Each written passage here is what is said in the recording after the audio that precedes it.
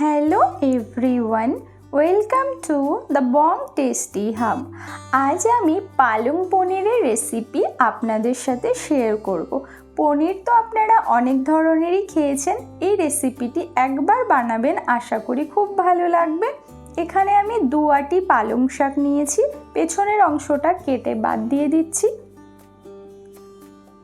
বাদ দেওয়ার পরে যেগুলো নোংরা পাতা আছে সেগুলোকে আমি বেছে নিচ্ছি এখানে দিয়ে, তারপরে খুব ভালো করে ধুয়ে এবার বড় বড় টুকরো করে এখানে কেটে নিচ্ছি। কাটার পরে একটা পাত্রে তুলে নিচ্ছি। সেম একইভাবে বাকি পালং শাকগুলো এখানে আমি কেটে নিচ্ছি।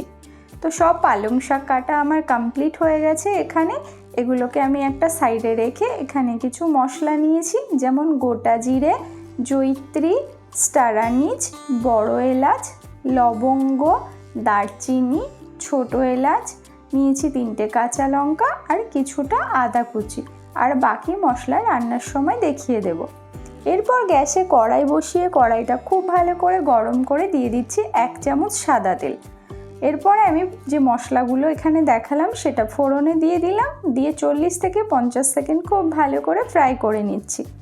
মশলা থেকে একটা সুন্দর স্মেল বেরোলে এর মধ্যে দিয়ে দিচ্ছি আদা কুচি আর কাঁচা লঙ্কা কুচি, আর দিয়ে দিচ্ছি টমেটো। একটা টমেটোকে ছোট ছোট টুকরো করে কেটে নিয়েছি, আর 3টে কাঁচা লঙ্কা দিয়েছি। ঝালটা আপনারা আপনাদের স্বাদ বুঝে ব্যবহার করবেন।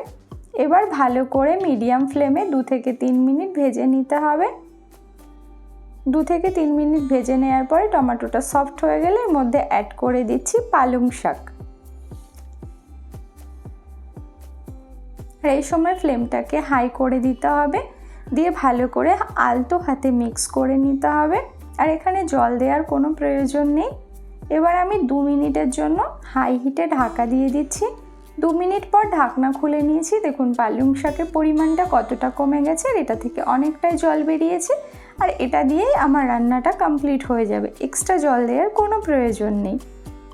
এবার ভালো করে আমি মিক্স করে নিচ্ছি। তো দেখুন শাকগুলো যেহেতু একটু কচি ছিল সেজন্য সেদ্ধ হয়ে গেছে ভালো মতো। এবার ভালোভাবে নেড়ে চেড়ে মিক্স করে নিচ্ছি। এবার আমি এর মধ্যে অ্যাড করে দিচ্ছি ধনে পাতা, আর দিয়ে দিচ্ছি স্বাদ অনুযায়ী লবণ। এখানে ধনে পাতার পরিমাণটা একটু বেশি দিতে হবে, এটার কারণে ফ্লেভারটা দারুণ হবে।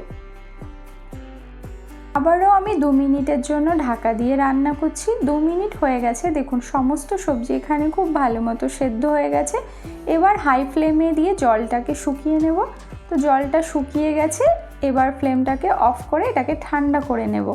এরপর এখানে আমি 300 গ্রাম পনির নিয়েছি, পনিরগুলোকে ছোট ছোট টুকরো করে কেটে নিচ্ছি। আপনারা আপনাদের পছন্দ অনুযায়ী সাইজ করে কেটে নিতে পারেন। তো একে একে সমস্ত পনিরগুলো এখানে আমি কেটে নিচ্ছি। তো সব পনির এখানে কাটা কমপ্লিট হয়ে গেছে। এবার এটাকে সাইডে রেখে পনিরগুলোকে ভেজে নেব। তার জন্য কড়াই গরম করে দিয়ে দিচ্ছি 2 চামচ সাদা তেল। এবার আমি পনিরগুলোকে তেলের মধ্যে অ্যাড করে দিচ্ছি।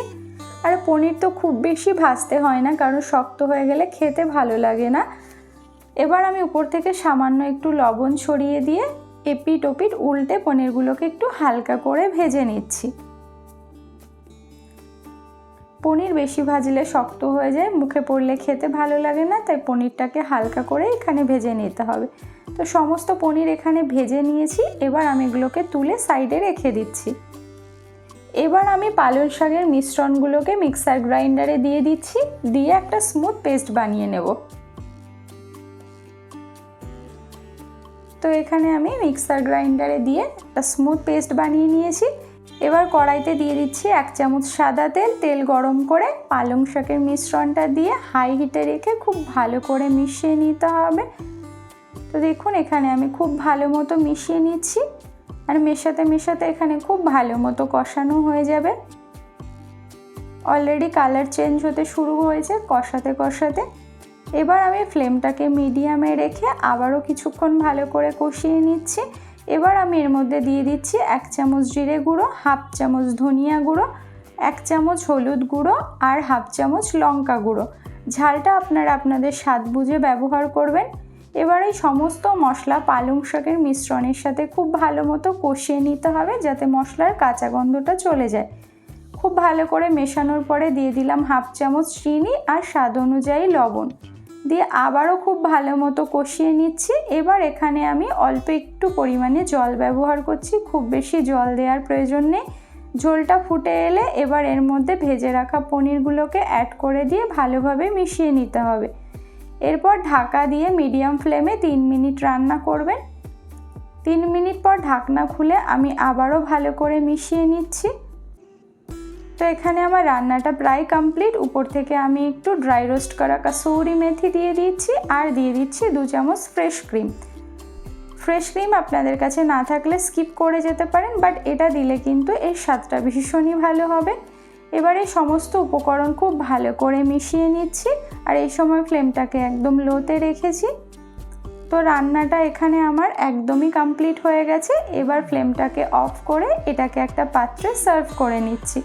তো রেসিপিটি আপনাদের কেমন লাগলো অবশ্যই কমেন্ট বক্সে জানাবেন। ভালো লাগলে লাইক করবেন, শেয়ার করবেন আর চ্যানেলে নতুন হয়ে থাকলে চ্যানেলটিকে সাবস্ক্রাইব করে পাশে থাকা বেল বাটনটি অন করে রাখবেন।